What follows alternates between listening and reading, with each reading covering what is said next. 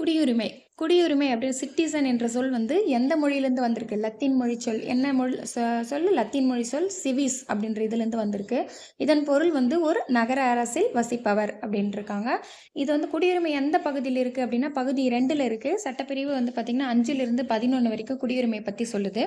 Next குடியுரிமை சட்டம் எப்போ அப்படின்னா, 1955. இந்த குடியுரிமை சட்டம் தான் வந்து நமக்கு இந்தியால குடியுரிமை பெறலாம், குடியுரிமை எந்த வழியில இழக்கலாம் அப்படின்ற 2 இதுவா சொல்லுது. குடியுரிமை பெறுதல் மற்றும் இழத்தல்.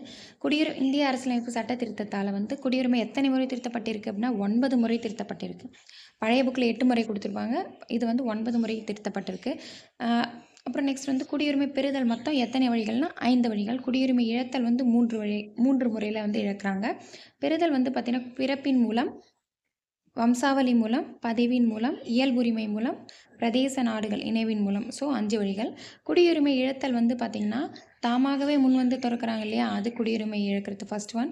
செகண்ட் வந்து குடியுரிமை வேறு நாட்டில் போகும்போது தானாகவே இந்த நாட்டினோட குடியுரிமை ஸ்டாப் ஆகிடும்.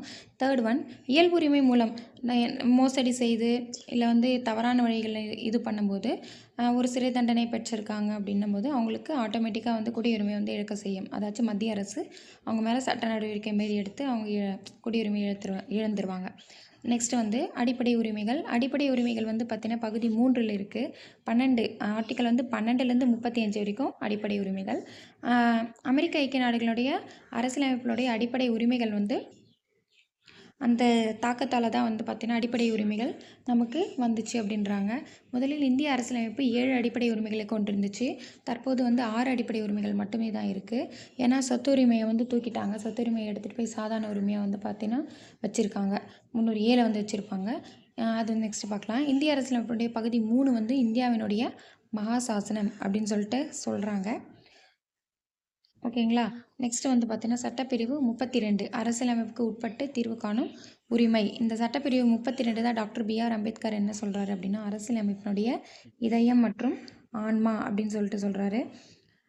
ஓகேவா. அரசியலமைப்பின் பாதுகாவலன் யார் அப்படின்ட்டு பார்த்தீங்கன்னா உச்ச நீதிமன்றம் அப்படின்றாங்க. நீதிமன்ற முத்திரையுடன் நீதிமன்றத்தால் வெளியிடப்படும் கட்டளை தான் வந்து என்ன பண்ணுறாங்க நீதி பேராணை அப்படின்னு சொல்லிட்டு சொல்கிறாங்க. நீதி பேராணை மொத்தம் எத்தனை 5 வகையான நீதி பேராணைகள் இருக்குது. உச்ச நீதிமன்றம் மற்றும் உயர் நீதிமன்றம் ரெண்டுமே வந்து நீதி பேராணைகளை வந்து வழங்கும் அப்படின்னு சொல்லிட்டு சொல்கிறாங்க. ஓகேவா. ஃபஸ்ட்டு ஆட்கொணர்வு நீதி பேராணை, கட்டளையுறுத்தும் நீதி பேராணை, தடையுறுத்தும் நீதி பேராணை, ஆவண கேட்பு நீதி பேராணை, தகுதிமுறை உணவு நீதி பேராணை. ஸோ இந்த பேராணைகள் வந்து உச்ச நீதிமன்றமும் வழங்குது, உயர் நீதிமன்றமும் வழங்குது அப்படின்னு சொல்லிட்டு சொல்கிறாங்க. Okay, thank you. Part 3 next video பார்க்கலாம்.